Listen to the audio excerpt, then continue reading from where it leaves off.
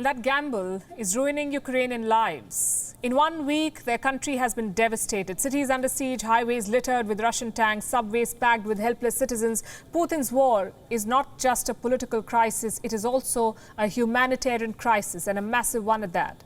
Right now, an exodus is underway from Ukraine. More than 800,000 people have fled the country. Where are they heading? This map should give you a better idea. Poland has taken in around 450,000 refugees, Hungary 116,000. Moldova has welcomed 80,000 people, Slovakia 67,000, Romania 44,000 and Russia 43,000. If you're wondering who is fleeing to Russia, mostly people in rebel-held Ukraine. They're the ones going to Russia. Put together, that's more than 800,000 people who have fled Ukraine. What about internally displaced people? At least 160,000. The EU is expecting this figure to reach 7 million. 7 million displaced people. And those are the statistics that matter. But let me tell you the story behind them. Ukraine's border crossings are fully packed. You can't just drive through these checkpoints anymore. First, you must escape the fighting.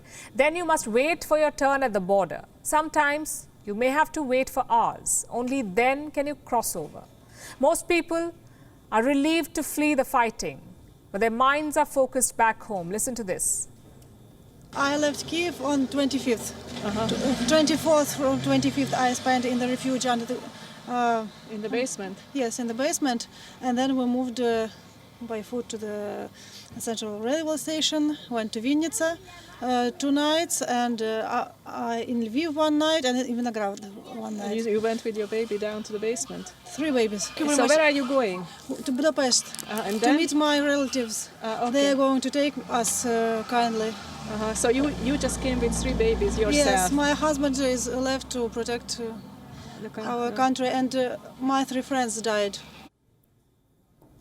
And that's just one story. Every refugee has a similar experience to share. Some of their loved ones are on the front lines. Some of their friends and family have been killed. These pictures are the real face of this war, sorrow and hardships. What is the European Union doing to welcome the refugees? Surprisingly, a lot. EU Council President Charles Michel visited a border crossing in Poland today. He met the refugees, he listened to their stories, and he promised to do everything possible to help them. Our moral task, European task, is to be at the front line to support. And that is what all these teams who are here to bring a bit of humanity to the people who are fleeing bombs, who had to leave relatives behind. We will do everything possible to bring help, to welcome Ukrainians in a dignified way.